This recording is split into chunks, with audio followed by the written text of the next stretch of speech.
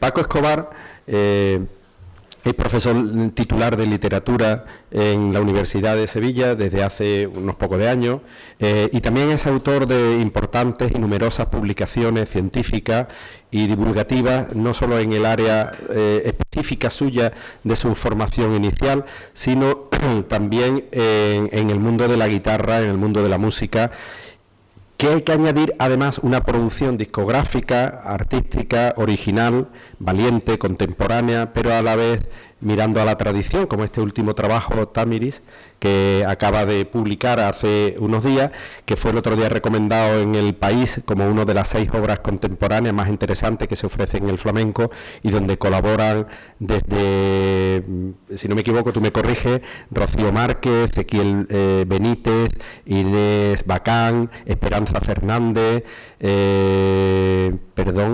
Paco, David Lagos, Carmen Molina, María Marín. Caray, que tiene un Tamiris. Es la obra, es un Tamiris, como suena. Tamiris. Es una obra, ya le digo que ha sido este fin de semana en Babelia, el sábado pasado, en la edición digital de Babelia lo podéis comprobar como está contemplado como uno de los 5 o 6 obras contemporáneas del flamenco, más interesante, más influyente y como propuesta que el profesor Escobar en su faceta artística, digamos, nos hace como creador de letras y de música. Bueno, es un trabajo muy interesante y sobre todo precisamente en esa labor, en el canon conceptual ricardista, cultura musical e imagen pictórica literaria, sobre la figura de Niño Ricardo. ¿Por qué Niño Ricardo y por qué? Porque al hablar del flamenco, según Sevilla, no podríamos dejar pasar por alto la figura en la influencia de la guitarra de Niño Ricardo. Ya ayer nos adelantaban que Niño Ricardo había, Alberto, creo que era por la tarde, nos decía que Niño Ricardo había... su influencia estaba en la obra de Paco de Lucía, de Ramón de Algeciras sobre todo, pero de Paco de Lucía, pero también en todos los artistas, los guitarristas contemporáneos, ¿no? Y de dónde viene y a dónde va es lo que precisamente el profesor Escobar nos va a contar ahora dentro de ese canon conceptual ricardista. Por lo tanto, Paco, muchas gracias por aportar tus conocimientos. Sé que es una conferencia que la has preparado, el proceso para este curso, que te ha llevado un tiempo elaborarla y sé con la dedicación y la atención que le pones a ello. Muchas gracias por tu generosidad. Nada. Gracias a ti, Ildefonso. Bueno, verdadero alma mater, ¿verdad?, de este curso y gracias no solo por abrir este espacio virtuoso y virtual, al unísono, para compartir ideas científico-académicas y de alta divulgación científica, sino sobre todo por crear tan buen ambiente humano, ¿verdad?, de convivencia. Cada vez que uno viene a Carmona, además de acordarse las conocidas letras, ¿verdad?, de las campanas dedicadas, circunscritas a las campanas de Carmona, pues uno siempre se lleva esa memoria no solamente sonora, sino afectiva, humana. Así que gracias por todo ello y por supuesto a la Universidad Pablo de Olavide, a efectos de mecenazgo institucional. Bueno, Ramón nos ha dejado ahí, ¿verdad?, con ese final suspendido, con la espiritualidad de Antonio Mairena a propósito de la razón incorpórea, ¿no?, bajo el canon conceptual también de Ricardo Molina y el grupo Cántico cordobés, y justamente en ese marco escuchábamos la guitarra de Niño Ricardo de un lado y el otro que tocaba siempre, ¿verdad?, siempre a la verita de Antonio Mairena era Melchor de Marchena. También van a salir ese diálogo guitarrístico de Niño Ricardo con Melchor de Marchena a lo largo de esta andadura que pretendo compartir con vosotros. Cuando recibí el encargo, ¿verdad?, de Ildefonso, pues siempre es una responsabilidad, como todo, ¿no? Y digo, bueno, ¿por dónde atajo? Porque claro, tengo que abordar la guitarra en Sevilla, casi nada, ¿no? Divinas palabras, diría Valle Inclán. Bueno, y lo que sí tenía claro que una directriz que debía tocar de manera, digamos, casi preceptiva, canónica, era la huella, la estética y legado de Niño Ricardo. Porque sin duda, revisando la historiografía de la guitarra flamenca, un pilar fundamental, ayer ya salió efectivamente en el debate, ¿verdad?, a propósito de la conferencia de Alberto, es lo que se ha denominado, y seguimos con el canon como categoría conceptual, ¿verdad?, el ricardismo. Solamente unas pequeñas notas antes de comenzar la conferencia, porque sé de personas que se dedican a la guitarra, son especialistas. Voy a tratar de manejar el doble nivel de tecnicismo, pero por otro lado hacerlo entendibles en la medida de lo posible, pero sé también que hay muchas personas pues que incluso a lo mejor la primera vez que se adentran ya en un análisis técnico de Niño Ricardo, ¿no? Entonces, como les decía, desde el punto de vista de la historiografía de la guitarra flamenca, aunque simplificando, mucho se suele adscribir una serie de categorías conceptuales, ¿no? El montoyismo, digamos lo que sería la pervivencia y recepción de Ramón Montoya, como el canon clásico flamenco.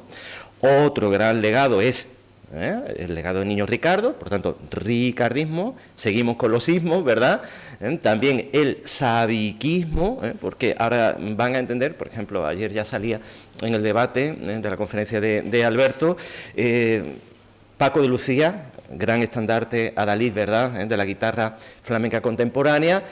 Tiene una primera etapa ricardista, en la que está recuperando también los modelos como Montoya, bebe del montoyismo, también Esteban de Sanlúcar, Mario Escudero, pero sobre todo se da cuenta que puede pasar del ricardismo, de toda esa primera etapa, a una nueva forma de entender la técnica de la guitarra flamenca, abanderada, ¿verdad?, que tiene como estandarte sabicas. Es esa velocidad ya de los picados, de las escalas, que no es que no estuvieran, por ejemplo, presentes en Niño Ricardo, que están, pero normalmente, lo vamos a ver ahora, desde el punto de vista de la tendencia del ricardismo, eran picados cortos, eran como microescalas, muy airosas, con gracejo, muy expresivos, y que son señas de identidad, por traer a colación en la conocida obra de Juan Goytisolo, ¿verdad?, del ricardismo. Bueno, ahora, eso sí, ya prometo e invito a Ildefonso que replantee, allí ya salió también, a propósito de la conferencia de Cristina, la posibilidad de una continuidad. Porque claro, venimos de Antonio Merena, pero tenemos Manolo Caracol, tenemos Pepe Marchena en el cante, y en la guitarra pasa lo mismo. Tenemos Niño Ricardo, pero tenemos Melchor de Marchena, e incluso la protohistoria de la guitarra. Porque claro, Niño Ricardo no surge de la nada. En él convergen una serie de estéticas, de directrices, incluso lo tengo analizado.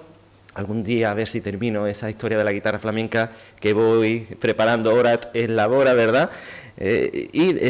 Uno se da cuenta cómo hay determinados motivos de Currito de la Jeroma, que le está haciendo un guiño, otras veces a su maestro, Antonio Moreno, por ejemplo. Eso nada más que, digamos, los primeros compases, ¿no?, la primera etapa de Niño Ricardo. Entonces invito a Ildefonso que considere, a lo mejor desde otra denominación, no hace falta segunda entrega, sino con otra denominación del título, plantearse una continuidad, porque estoy convencido que Sevilla y el flamenco tienen que estar muy presentes y necesitan una revisión crítica desde el punto de vista del estado de la cuestión, para ofrecer saltos, avances, desde el punto de vista no solo cualitativo, sino también constitutivo. Muy bien.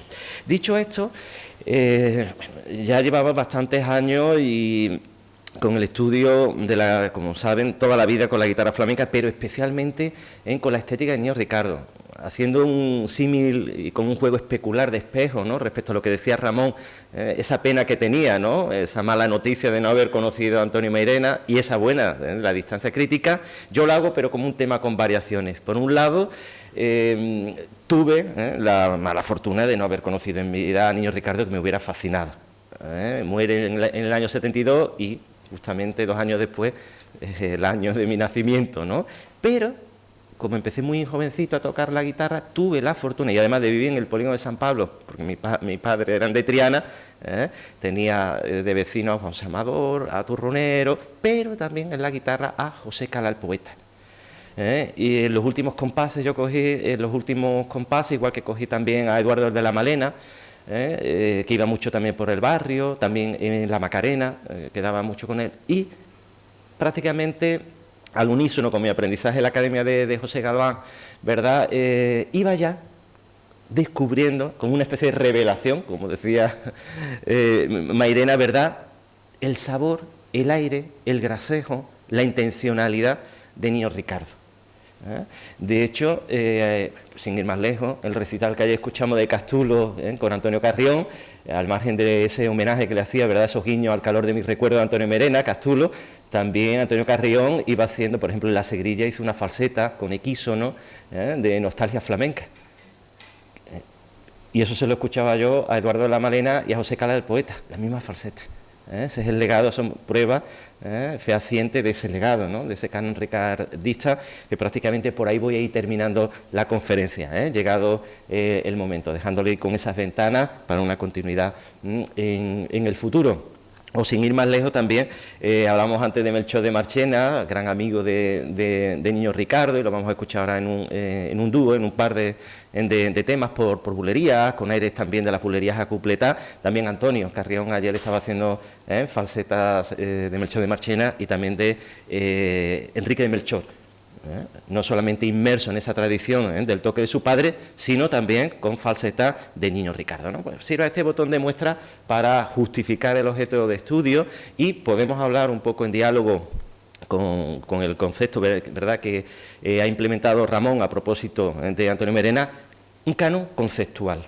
Ya verán ahora por qué canon conceptual ricardista. Voy a acotarlo solamente con unas líneas que me parecen esenciales. La cultura musical de Niño Ricardo, ya verán por qué, es un bagaje extraordinario. Les voy a poner algunos botones de muestra cómo es capaz de traducir la cantabilidad, ¿no?, del fraseo armónico melódico de los grandes del momento. En Sevilla, Pastora, su hermano Tomás, Pastora Pavón, venía de los Peines, Tomás Pavón, Manuel Vallejo, Pepe Marchena, Antonio Mairena, claro, los grandes, ¿no?, la flor y nata del flamenco sevillano de entonces. Niño Ricardo lo vivió en los primeros compases de su aprendizaje, rápidamente se integra incluso desde el punto de vista de esa sociabilidad amical, ¿verdad?, con los Pavón, ya comentaré algún dato un poco desconocido seguramente en la historiografía de Niño Ricardo a propósito, y rápidamente se da cuenta Niño Ricardo que la base del toque de la guitarra flamenca está en el acompañamiento al cante, al baile. Esas son las señas de identidad, y él tiene que traducir cuando da el salto ya a esa faceta como solista. Antes se hablaba en la conferencia de Rocío del Teatro de San Fernando, luego toda una continuidad, o no, Teatro de San Fernando, ¿verdad? Ahí da Niño Ricardo un concierto, se han transmitido algunos documentos en los que no puedo entrar, y él ya tiene conciencia de concertista, al margen de cuando iba llevando a cabo recitales con Valderrama, con Pepe Marchena, siempre buscaba en un sitio para actuar como solista, ¿no? Y luego una dimensión, porque yo quería también traer aquí noticias inéditas, ¿no?, y también fuentes, una faceta de Niño Ricardo seguramente poco conocida, y es que a Niño Ricardo se le podría aplicar ese concepto que hoy se estudia desde el punto de vista de la didáctica, ¿no?, que era una persona con habilidades múltiples a propósito del arte, tenía una enorme afición por la pintura y por las artes en general, que además supo transmitir a sus hijas y a su hijo, que fue guitarrista. Falleció pronto y bueno, una pena, ¿no? Y por ahí también les traigo en algunas fuentes, porque bueno, he tenido la fortuna de acceder, aunque sea de manera parcial, a parte del legado material de Niño Ricardo. Y entonces me parecía que hoy era el marco para compartirlo con todos vosotros. Bueno, como sé que siempre hay alumnos y también los tenemos en línea, y siempre es también una de mis líneas de trabajo en la universidad, tratar de contribuir a la formación de tesis doctorales, es fundamental partir de una pluralidad metodológica, ¿no?, de un planteamiento epistemológico, noseológico, es decir, para que vean que no venimos aquí y empezamos a narrar, a contar historias, sino que tienen un sentido desde el punto de vista metodológico. Traigo aquí datos en fuentes del punto de vista historicista, del positivismo que se dice, pero también van a ver que habrá comparatismo musical, entrelazado las artes, va a haber intertextualidad sonora con guiños a las fuentes, se lo voy a tratar de traducir en clave didáctica, vamos a ver cómo Niño Ricardo reescribe la tradición, un poco, haciendo ese símil respecto a lo que hemos escuchado de Antonio Merena, para crear nuevos caminos de expresividad. Se habla muchas veces de ese triángulo de Javier Molina, Ramón Montoya, ¿verdad? Javier Molina, Ramón Montoya y Manolo de Huelva, que también converge en Niño Ricardo, pero efectivamente Niño Ricardo llega un momento que empieza a tener su voz propia, como lo vamos a ver, sobre todo ya en los años 40 y 50. Y eso nos lleva también a adentrarnos en el ideario, en la mentalidad, en cómo representa esa memoria cultural, sonora, Niño Ricardo.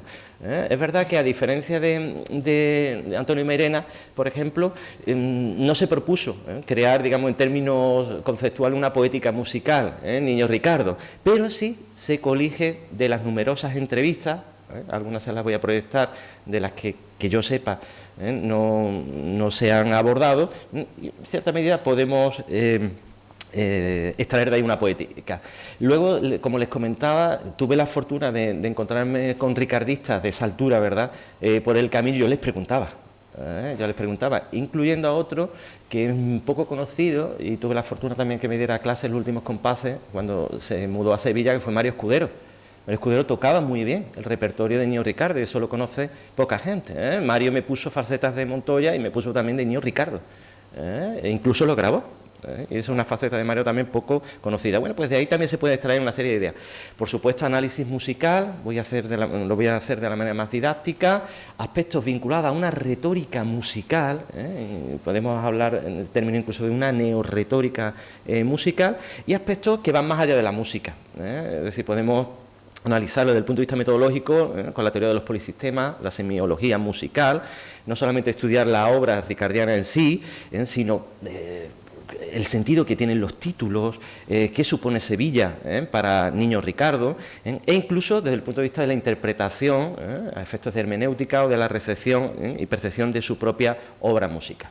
En cuanto al estado de la cuestión, para que no se queden sencillamente con lo poquito que podemos abordar aquí en el poco tiempo del que disponemos, pues tienen dos obras fundamentales. Hay muchos artículos parciales que se abordan, en los que se abordan cuestiones concretas, específicas, pero por un lado tenemos Wilkes, que por otra parte fue un discípulo muy directo de Niño Ricardo, y de él conocemos también, podemos tenerlo como informante, y por supuesto la obra de dos grandes maestros del estudio de la guitarra flamenca, Eusebio Rioja y Norberto Torres. Bueno, a partir de ese estado de la cuestión, que es una cosa que está perfecta, vamos, es una maravilla leer esas dos obras, pues todavía, pues como sucede en la ciencia, ¿no? Siempre podemos ofrecer nuevos avances, nuevas miradas, y de ahí, de hecho, podemos trabajar muchos aspectos todavía que necesitan una revisión. Solamente a nivel de, bueno, a modo de nivelación, y para los que se adentren en la figura de Niño Ricardo y de su legado, ahí tienen un pequeño esquema, ¿verdad?, de sus etapas, para que puedan tenerlas en cuenta. Hay ese periodo inicial de aprendizaje con Antonio Moreno, ¿verdad?, con Currito de la Jeroma, sobre todo guitarristas muy cercanos al entorno de los Pavón y especialmente de Pastora. En la década de los años 20 y 30 ya empiezan las primeras actuaciones, especialmente con los Pavón, las grabaciones, entre el año 26 y 36, y entre el año 36 y 39 lo cuenta Juanito Valderrama, ¿verdad?, en sus dos memorias biográficas, pues empiezan ya los primeros encuentros de Niño Ricardo con Valderrama en Jaén, y coincidiendo justamente ya con la guerra civil. En los años 40 y en plena posguerra, bueno, es importante porque Niño Ricardo ya sale de España, viaja a Ciudad de México. Luego les voy a enseñar algunas fotos poco conocidas y que me han llevado también a hacer un estudio con Sabica.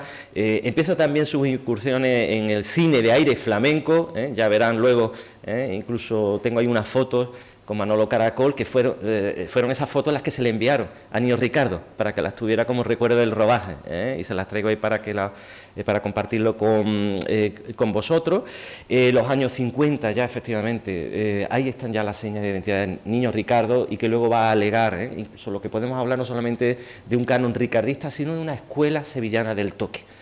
Esto también requiere una serie de matizaciones, pero yo creo que eso lo dejaremos para la siguiente entrega. Y, por supuesto, la grabación de las dos grandes obras discográficas como solista. Además, luego se van a reeditar, haciendo una edición ad hoc para Hispavox en el año 70, ahora hablaremos de eso. Y bueno, todo esto es maravilloso y tengo que también, a efectos de contextualización, señalar una cuestión importante, para bien y para mal. Para bien, como se puede imaginar, Niño Ricardo no fue uno de esos potenciales exiliados en la guitarra flamenca, como si lo fueron Sabica, como si lo fueron Esteban de Sanlúcar, como si lo fue, por ejemplo, Mario Escudero. Que como se suele decir, se le atribuye a Enrique Morente, pero parece en el Candela, pero parece no es testimonio de Enrique Morente, enseñaban desde la distancia, ¿no? Niño Ricardo se queda en España y, en cierta medida, acaba siendo el gran sucesor, y eso es lo que da sentido, ese paso del montorismo al ricardismo, a uno de sus grandes maestros cercanos, que es Ramón Montoya. Quiero decir que esto es un valor y, afortunadamente, para la historia de la guitarra flamenca, los guitarristas futuros, ¿verdad?, pues tenían ya un canon, tenían un espejo en el que mirarse. Claro, ¿qué hubiera pasado si se hubiera quedado también Sabica, Esteban de Sanlúcar, Mario Escudero y otros grandísimos guitarristas que además hacían diálogos con él? Sabica, cuando se entera que viaja Valderrama con Niño Ricardo, pues bueno, lo recibe allí, empiezan a hacer dúos de guitarra, y luego comentaré eso, ¿no? Bueno, lo dejo ahí un poco para que lo tengan en cuenta. Luego, en los años 60, ahí ya efectivamente hay una divulgación de los conceptos musicales ricardistas, por supuesto, las grabaciones, él sigue en paralelo, sigue grabando como guitarrista ya especializado, como el gran maestro del acompañamiento al toque, esa difusión enorme en dos grandes enclaves, Sevilla y también diálogo con Madrid, e incluso una faceta poco estudiada de Niño Ricardo, pero que me parece muy interesante y lo pongo en diálogo con lo que ha comentado Ramón, como Antonio Mairena ya estaba en cierta medida siendo el padrino, el mentor de esas nuevas voces que ya eran maestros, pero que seguían la estela especialmente de Antonio Mairena, y Niño Ricardo fue testigo de ello. Es el caso de Lebrijano, en esas grabaciones con Niño Ricardo y con un joven Paco de Lucía, Paco de Algeciras, Paco de Lucía, incluso coincidiendo los dos, acompañando a Lebrijano, Niño Ricardo y Paco de Lucía como una especie casi de legado, ¿no?, de entrega del testimonio musical de Niño Ricardo, pues coincidieron, pero también Chocolate, cantado de Jerez, pero que hizo la carrera en Sevilla y fue vecino mío, en las Casitas Bajas del Polígono, y lo veía mucho, ¿no? Curro Malena, que luego lo veremos, y mando aquí un abrazo enorme a Curro y una llamamiento a la afición flamenca, a la comunidad, con Curro Malena, para reivindicar su arte, y es importante tenerlo en cuenta. Bueno, pues también Niño Ricardo lo acompañó, y Enrique Morente, esa obra a la que se refería también Ramón en su conferencia. Finales de los 60 hasta el año 1972 se nota incluso un progresivo declive, cierta merma, lógicamente, de sus habilidades técnicas, incluso algunas de sus grandes falsetas, nostalgia flamenca y tal, se graban y con algún tipo de deficiencia técnica, pero por supuesto no constituye en modo alguno un desdoro de legado estético de este gran maestro de la guitarra flamenca. Como le decía en el estado de la cuestión, se ha aludido a esas fuentes, a esa triangulación a la que yo me refería, pero creo que hay que revisitar todavía más el estado de la cuestión, hay que abordar ese pre-ricardismo, esa protohistoria, insisto, se pueden incluso detectar huellas, guiños intertextuales sonoros, en los que se ve como Niño Ricardo está imitando a Antonio Moreno, a Currito de la Jeroma, y claro, había que ver toda esa tradición de Paco el Barbero, ¿no?, en la Academia San Esteban, el Niño Pérez con Vallejo, pero claro, es que luego después de Niño Pérez le toca también Niño Ricardo, ¿no?, a Vallejo, ¿no?, y ahí Niño Ricardo estaba muy presente, estaba muy cercano a estos maestros, ¿no? Habría que revisitar, y sobre todo porque Niño Ricardo, aunque parte de ese toque a lo barbero, ese son batente, como se dice en términos musicales, con esos rasgueados, con ese empleo del pulgar, con esa forma de percutir en la guitarra flamenca, por supuesto, ya rápidamente, como antes les decía, traduce esa cantabilidad armónico-melódica del cante, ¿verdad?, y hace que su guitarra se expresa así, sea muy cantable. Bueno, tanto es así, tanto le gustaba a Niño Ricardo el cante y el ritual del cante y todo lo que acompañaba ese ritual y esa ceremonia con esos grandes cantadores y amigos, que, bueno, y es una de las señas de identidad también del toque de Niño Ricardo, es que, si ahora lo van a escuchar, si uno pone bien el oído a la hora de analizar la fuente, uno puede escuchar cómo musita la melodía de Niño Ricardo, como si estuviera cantando.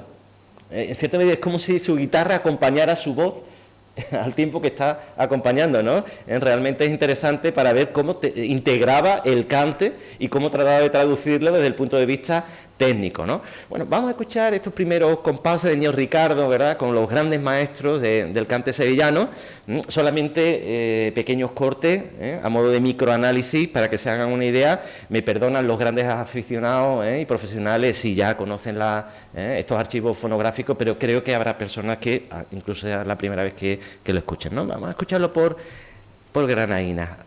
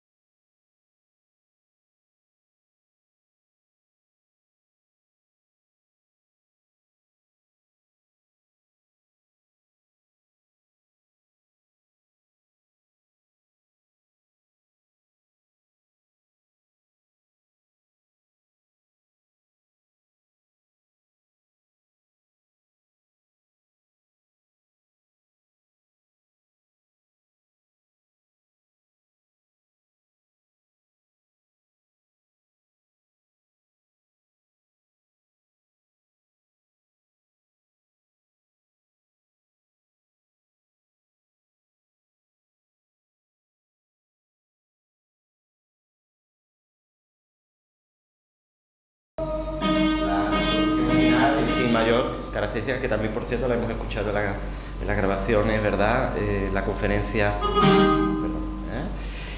Por tanto, el entorno de los Pavón, Vallejo, ahí escucha efectivamente, como antes les decía, esos grandes modelos de referencia. Y fíjense, en Almoradí, en la Farruca, hay muchos guiños a Curritos de la Jeroma y Antonio Moreno, haciendo esos micro motivos que podemos escuchar en esos cantes entre Farruca y Milonga, que aunque son dos modalidades genéricas diferentes, desde el punto de vista del toque sevillano, se van asentando una serie de motivos guitarrísticos, y Niño Ricardo bebe de esa fuente. De hecho, le hace un guiño intertextual. ¿Lo escuchamos?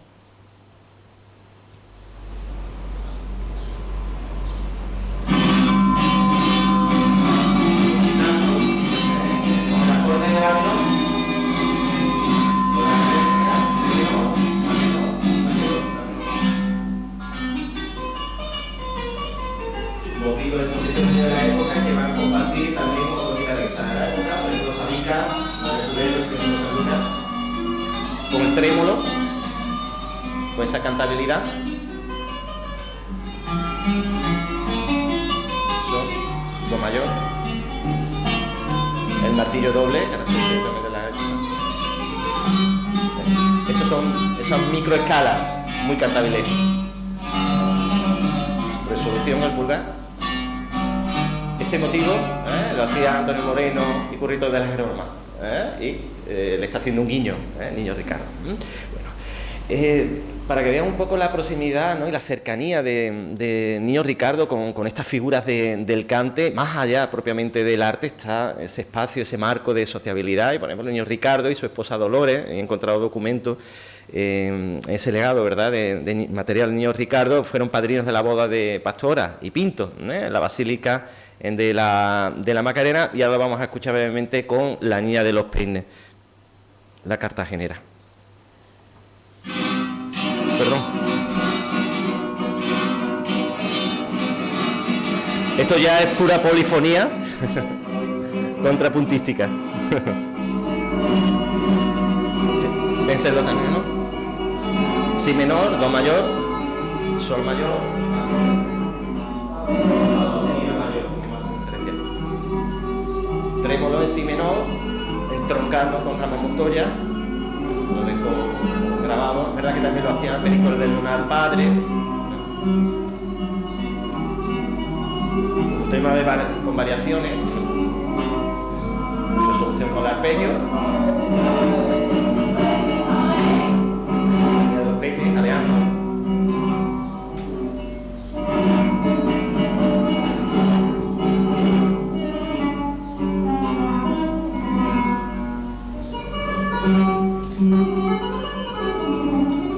Voy a la manera de Montoya. También hacía ese tipo, fue también otro canon para estos cantes, este sonido de levante.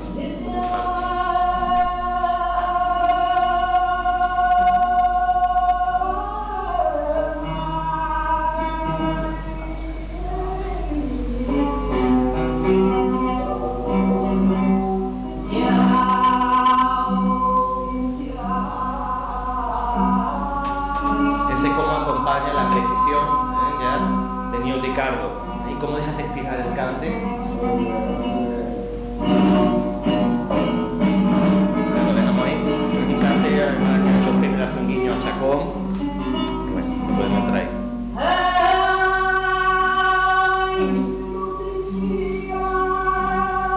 Bueno, he seleccionado este ejemplo porque como vamos a tener a Calixto aprendió acudió a este archivo fonográfico. Y luego ya para ir completando, ¿no? Alguna de esas voces sevillanas, ¿verdad?, que acompañó Niño Ricardo, pues tenemos a Pinto. Y como ayer se habló también de los pregones, y cómo pasa dentro de esa tradición folclórica, ese sabor popular, pues vamos a escuchar una creación flamenca, y además aparecía así, como pregón creación por parte de Pepe Pinto. Pues también Niño Ricardo fue testigo de toda esa evolución del género, el florero montañés. Ayer hablábamos, ¿verdad?, de las flores.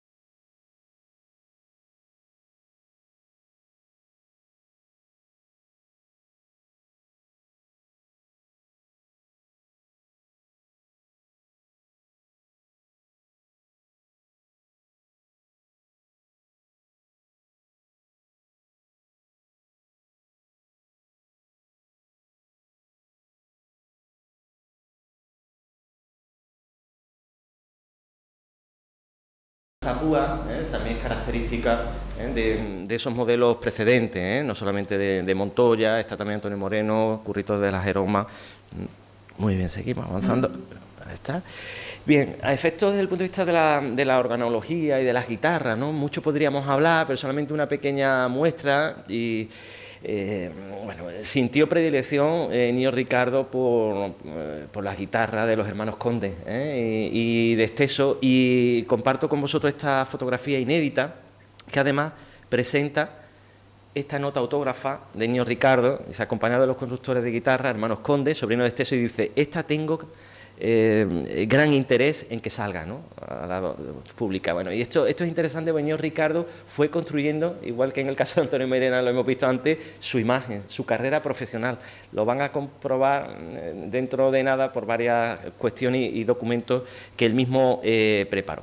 Seña de identidad, como hemos escuchado, un estilo airoso. A mí me recuerda mucho el toque gaditano, vía también de mediadores como Manolo de Huelva, como Cano expresiva, pero también hay un concepto no solamente de la gracia del aire, sino de la etnicidad, y esa confluencia no solamente de la herencia del pueblo gitano, sino también poniéndolo en diálogo con esos motivos arábigos que van más allá de la estética del alambrismo, ¿no?, de ese canon de la guitarra clásico flamenca desde Tárrega, ¿no?, siempre buscando una estética de los hondos. Como les decía, se ve perfectamente cómo traduce esa cantabilidad, muchas veces tímbrico, melódica, y luego les pondré un ejemplo a propósito de su acompañamiento a Enrique Morente o el Lebrijano, ¿no? Vamos a escucharlo Ahora con Tomás Pavón.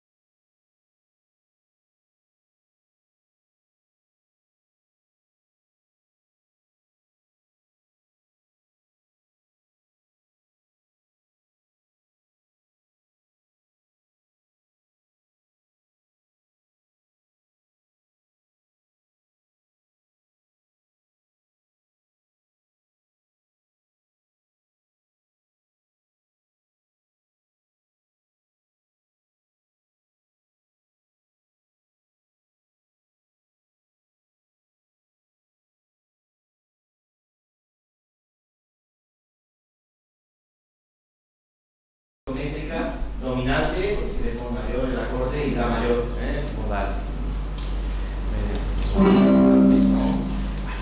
Niño Ricardo y Sevilla. Es una cuestión que hay que revisitar todavía desde el punto de vista del estado de la cuestión, para ir avanzando.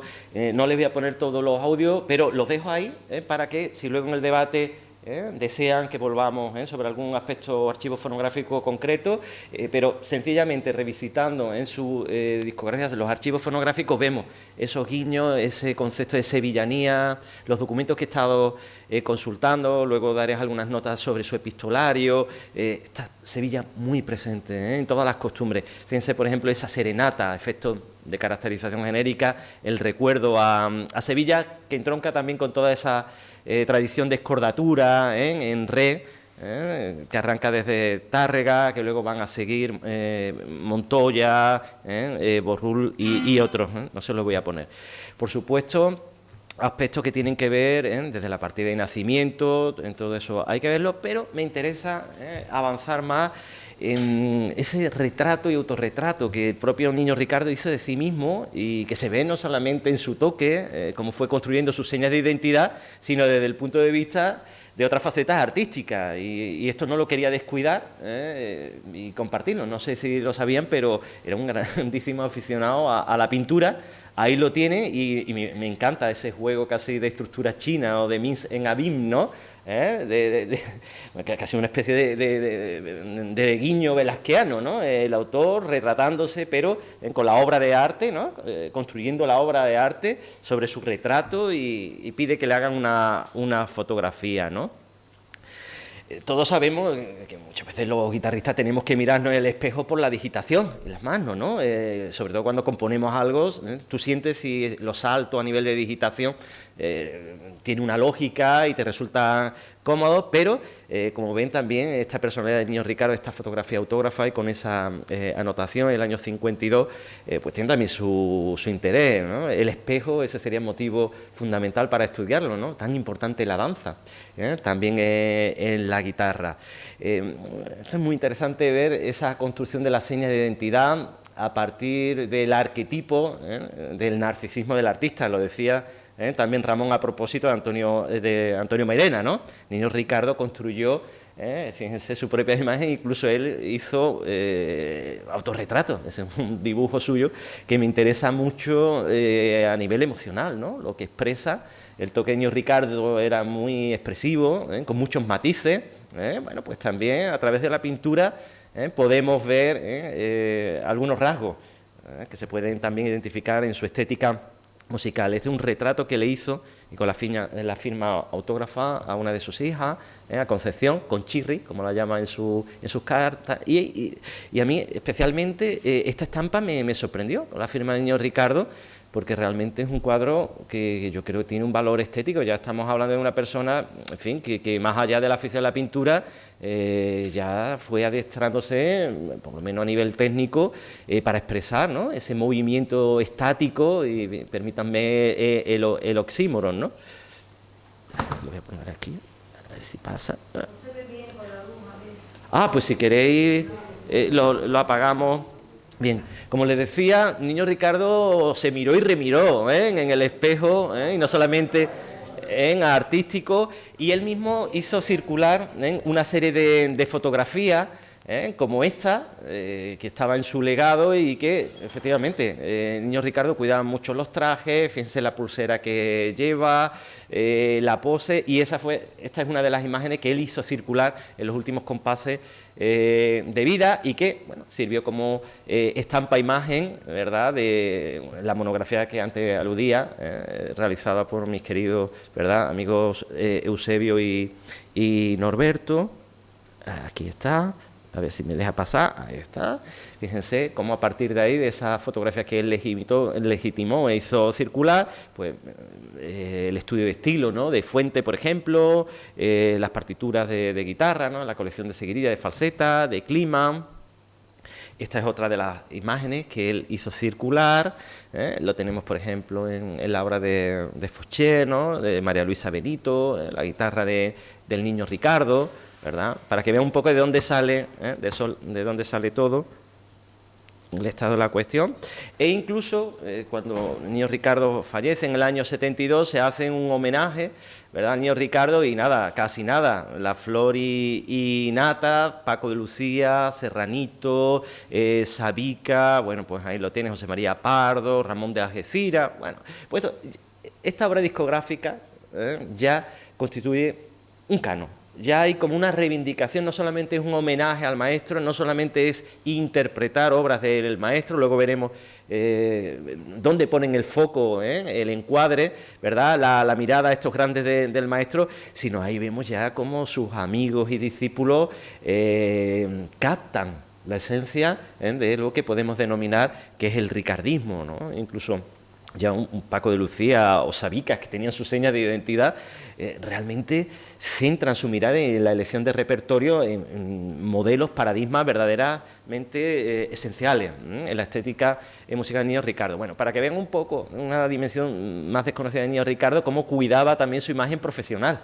Y las relaciones, los vínculos, los sobres con la doble dirección, en Madrid, en Hortaleza y en Almudena, siempre su relación con la sociedad de autores. Esto tiene también unas repercusiones en los títulos, en que ahora mismo no puedo adentrarme, pero son notas autógrafas del propio Niño Ricardo, apuntando ahí el número de la sociedad de autores. Otra de las facetas menos conocidas de Niño Ricardo es que, bueno, efectivamente, como otros modelos de la época, pues se dedicó a impartir clases particulares, ¿verdad?, en su domicilio, incluso en su domicilio, pero también en Almudena, pero también iba a determinadas casas, ¿no?, de discípulos y discípulas. He querido rescatar esta foto porque, bueno, para reivindicar siempre el papel de la mujer en la guitarra, que como ven ya, como les decía, ¿no?, que sin Montoya, Niño Ricardo. No hace mucho hablé, ¿verdad?, en otro marco sobre la reivindicación de la guitarra, ¿verdad?, bajo la rúbrica de mujer, y aquí tenemos con una discípula, se ve como aquí le está ofreciendo las instrucciones, las indicaciones. Este acorde recuerda mucho, en cierta medida, seguramente no sea el mismo y está transportado, pero a piezas incluso del ámbito clásico, como recuerda la Alhambra de Tárrega, y aquí ya está tocando con el maestro, ¿no? He tratado de identificar estas figuras, comparto esto con la mayor transparencia para, por favor, si alguien me identifica.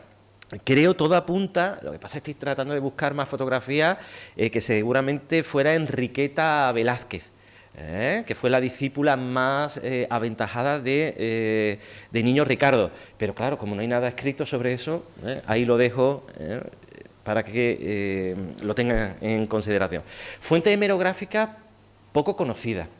Esto les he traído aquí a colación solamente dos muestras, que no he visto citadas en el estado de la cuestión, pero hay muchas más.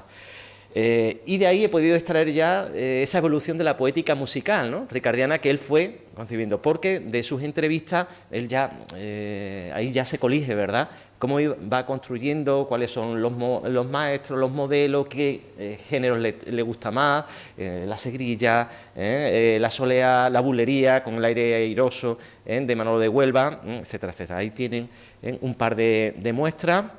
Y luego, fuente fonográfica, la Fonoteca de Niños Ricardo, a la que he podido acceder de manera parcial, y algunos discos me parecen muy interesantes porque no se conocían. Por ejemplo, este disco, que no es el que sí se conoce, grabado con el Niño de los Talleres, que es un disco que en cierta medida viene a completar una especie de díptico que hizo con el Niño de los Talleres. Hay uno que sí está en circulación, pero este lo tenía Niños Ricardo en su fonoteca. Como tenía también uno muy interesante, fijaros, desde el punto de vista de la memoria afectiva, si en la conferencia anterior hablábamos de los recuerdos, mis recuerdos, al calor de mis recuerdos, ¿verdad? Niños Ricardo en sus últimos compases sintió nostalgia de esa etapa, de esa primera etapa que hemos escuchado, ¿verdad?, acompañando a Arañado los Peines, a Pinto y tal, pero también al Carbonerillo y a otras grandes figuras. ¿Por qué lo digo? Porque este disco estaba en su fonoteca. Y es justamente, se grabó a finales del 71 y en los primeros compases del 72. El Carbonerillo. Además se compró en Galerías Preciados, muy cerca de donde tenía la casa Niño Ricardo. Podemos hasta, analizando las fuentes materiales, deducir cosas, ¿no? ¿Por qué se lo compró?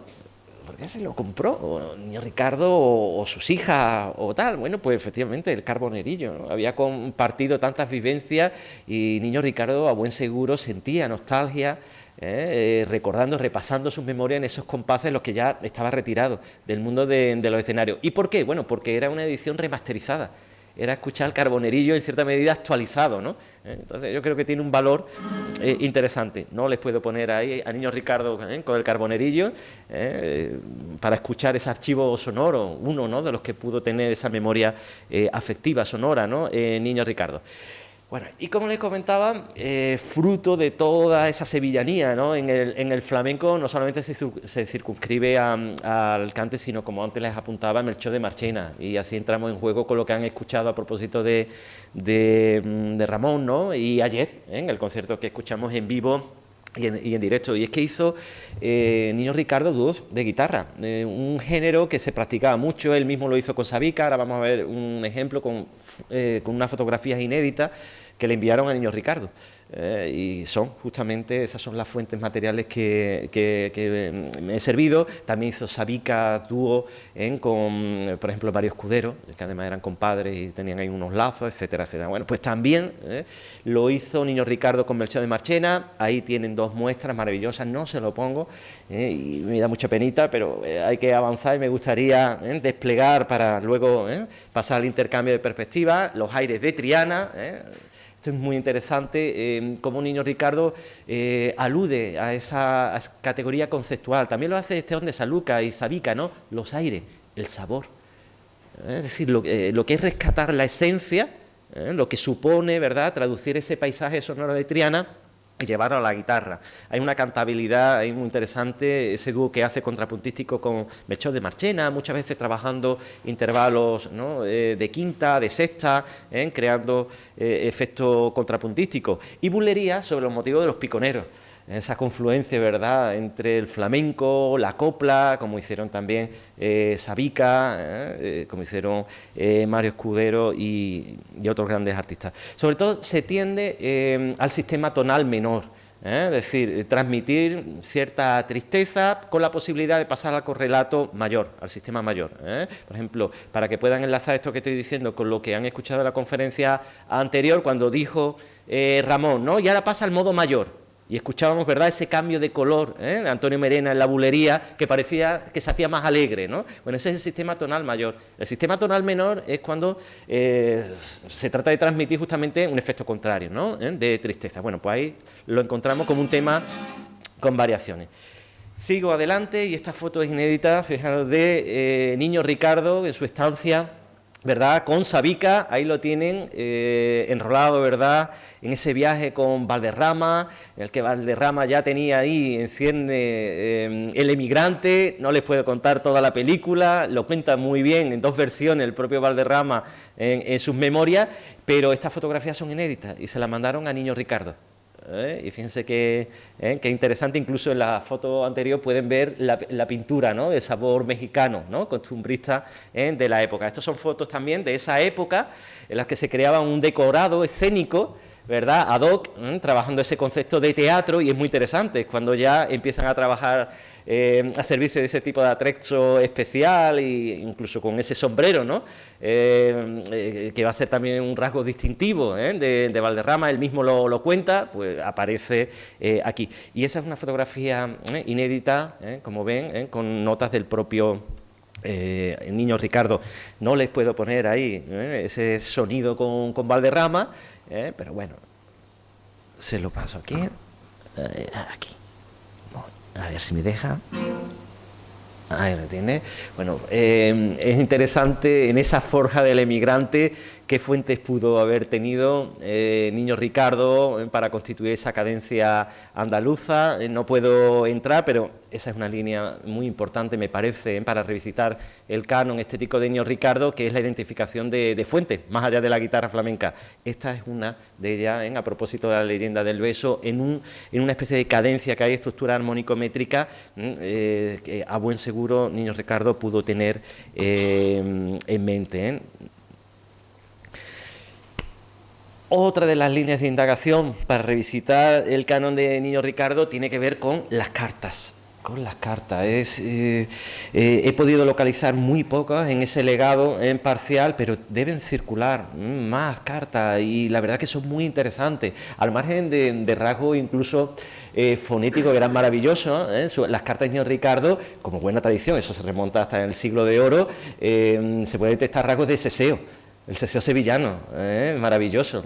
Eso tiene un valor afectivo para mí que huele, tiene un sabor de sevillanía extraordinario, hasta en las cartas, ¿no? Bueno, me quedo con algún testimonio, hago una selección de 2 cartas, primero porque ofrece un salto cualitativo desde el punto de vista de la historiografía, de las relaciones de Niño Ricardo, e incluso para entender y contextualizar algunas de sus composiciones más famosas, y que bueno, que es importante tenerlo en cuenta. Como bien saben, en el año 45, digo las personas más avezadas en el flamenco, que afortunadamente las tenemos aquí, Niño Ricardo tiene que intervenirse de una operación de cáncer de garganta, y eso es lo que constituye un punto de inflexión.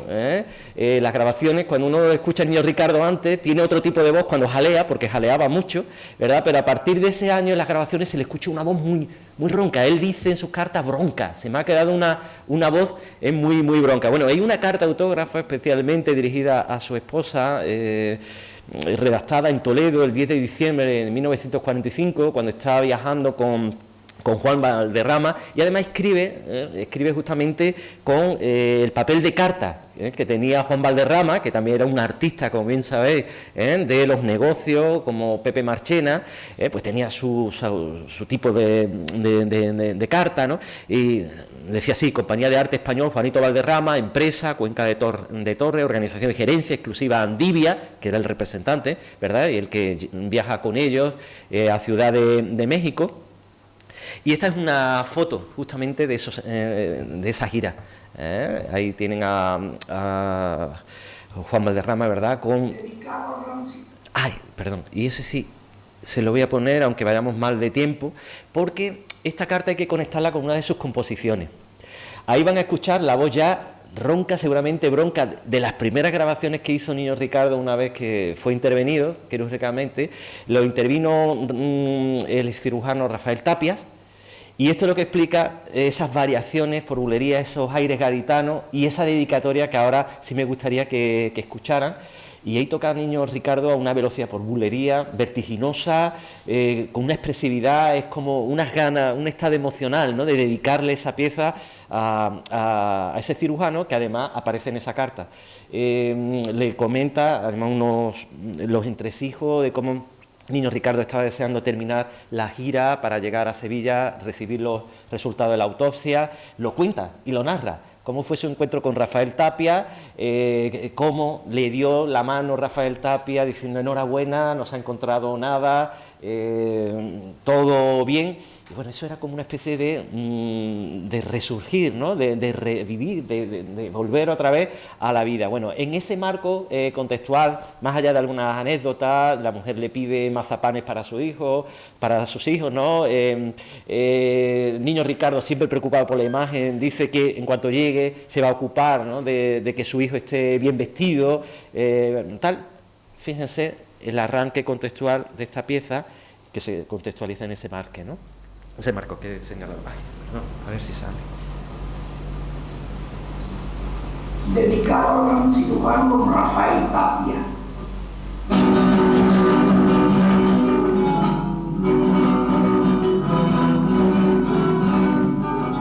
La cordela menor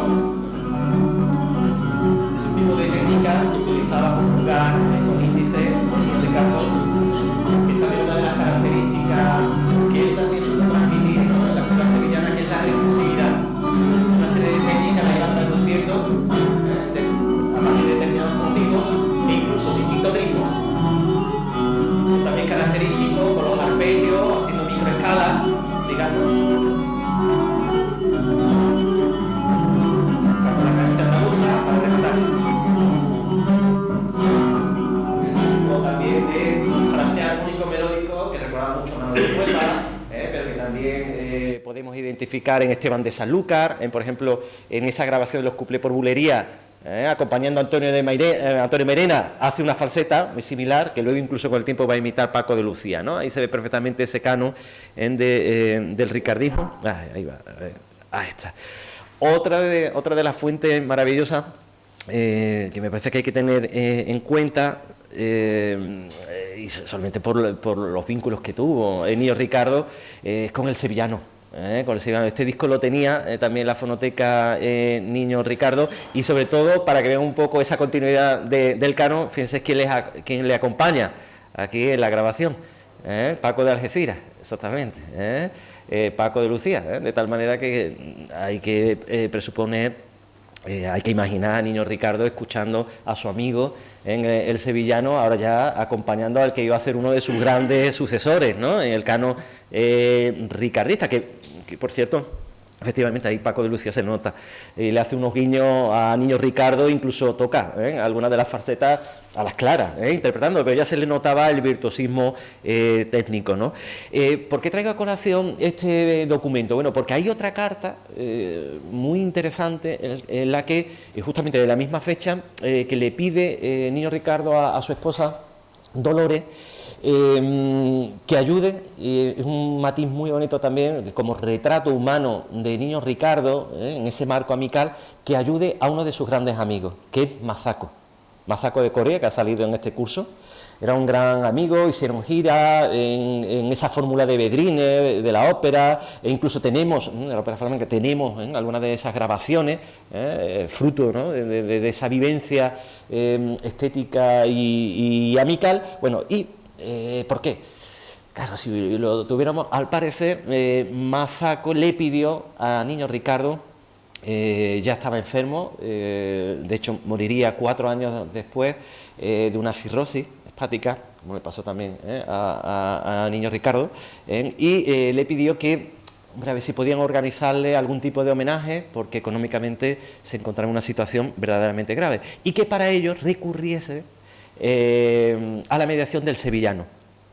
Entonces es muy interesante, por un lado, una de las figuras que van a ayudar en ese homenaje es el sevillano. De hecho le dice Niño Ricardo en la carta a su mujer, para organizarle el homenaje busca al sevillano. Pero es que además Mazaco se colige de la carta, también se deduce que le había pedido también ayuda no solamente a Niño Ricardo, sino a Juan Valderrama. Y entonces en la carta le dice Juan Valderrama a su mujer, dile a Mazaco, a través del sevillano, que se quede tranquilo, que Juan Valderrama va a encabezar la lista de donantes. Bueno, el donante lo he utilizado yo, él dice que van a ayudar, que van a contribuir con la cantidad de 100 pesetas.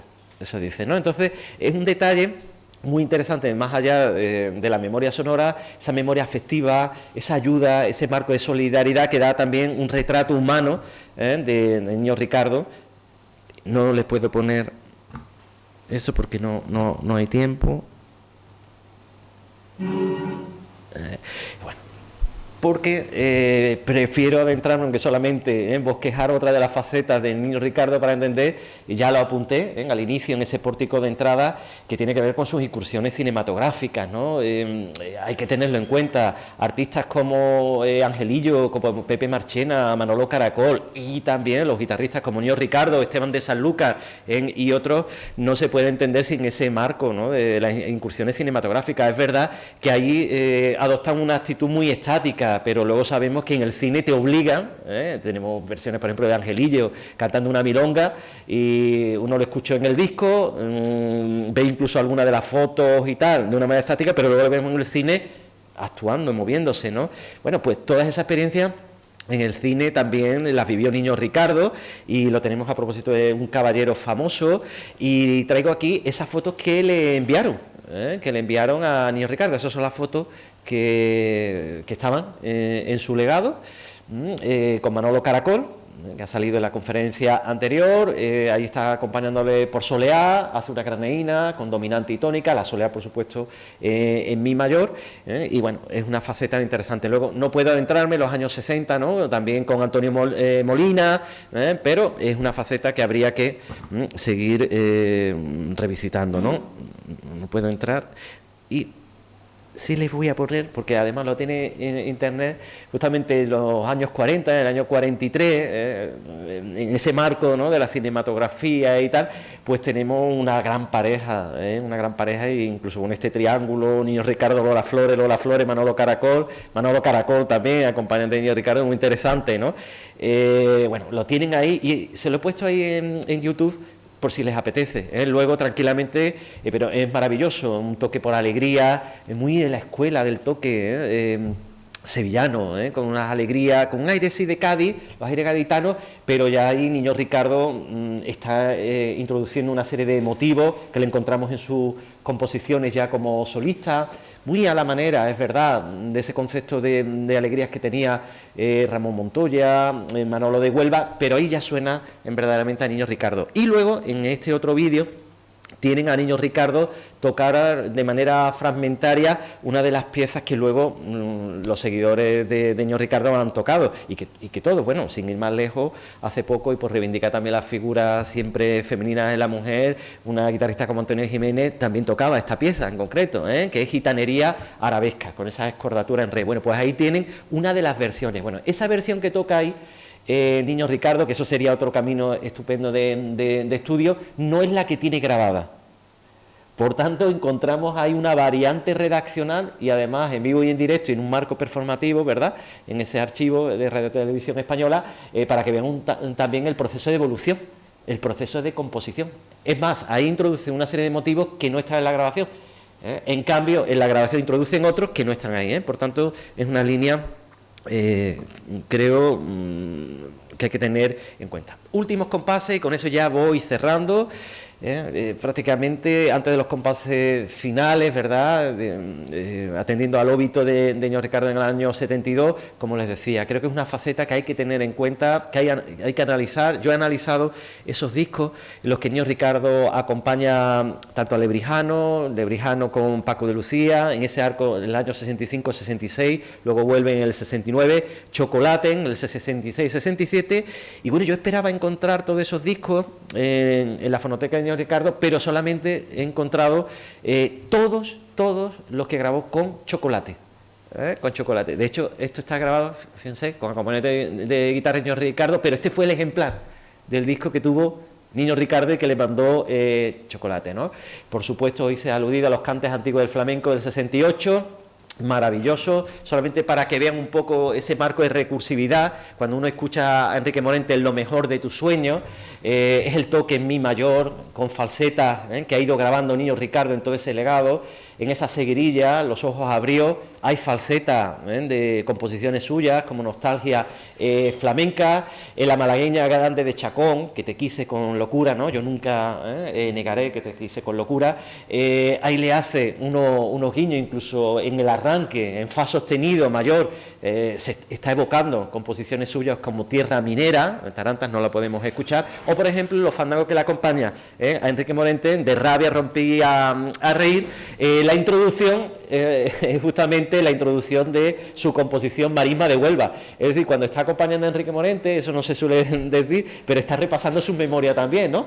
La línea de Antonio Mairena, como veíamos antes, al calor de mi recuerdo. No puedo entrar, pero bueno, eso que estamos escuchando es el inicio, justamente con esos aires de taranta, así comienza Tierra Minera y así comienza su acompañamiento a Morente, ¿no? Curro Malena, este disco que grabó, maravilloso, y fíjense, con una estructura casi de a capo, ¿no? El prólogo se lo hace Antonio Mairena. Decía Ramón, en este disco, decía Ramón como Antonio Mairena realmente cuando veía una figura potencial, ahí lo apoyaba, pues ahí justamente, y no solamente de viva voz, sino por escrito.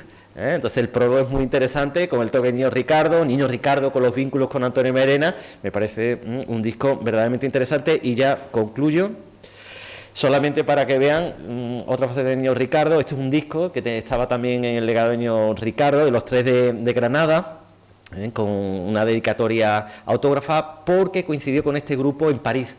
Yo tengo localizada esa estancia que hizo Niño Ricardo en París, con unas fotos también muy interesantes.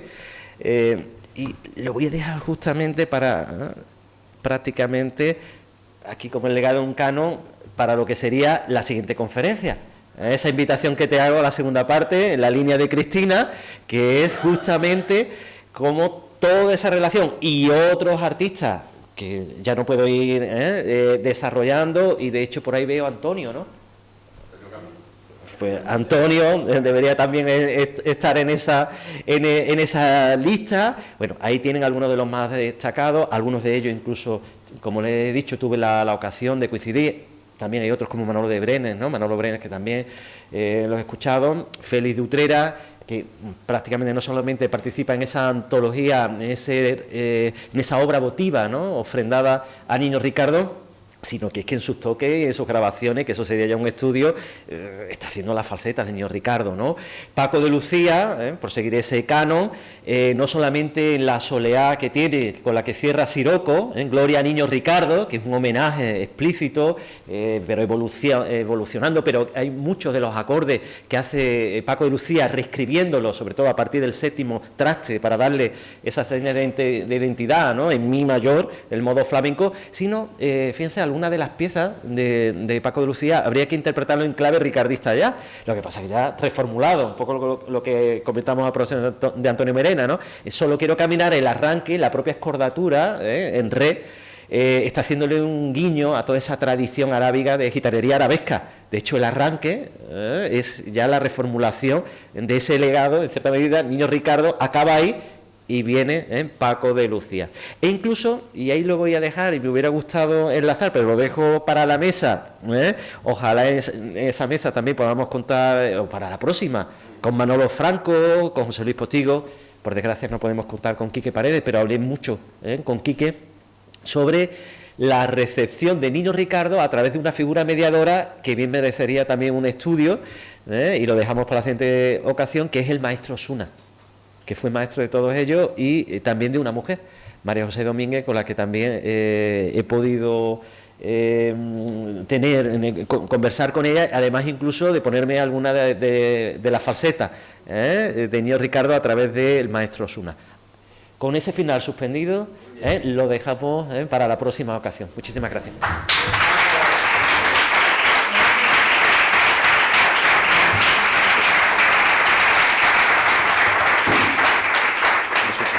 Si hay alguna breve pregunta, al respecto, si no vamos a continuar después. Mañana tenemos también una mesa redonda de la guitarra. Por lo tanto, Paco, muchas gracias por tu a ti siempre, por tu trabajo, por tu esfuerzo y por la cantidad de información y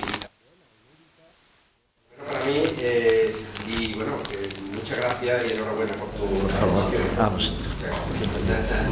Bueno, pues vamos a continuar. Maestra Marta Carrasco y la maestra Teresa y la maestra Pastora están aquí ya con nosotros esperando. Nos encajamos ya prácticamente en el último tramo. Vamos a concentrarlo todo en una hora de vuestra aportación. Podéis pasar para aquí, para la sala, por favor.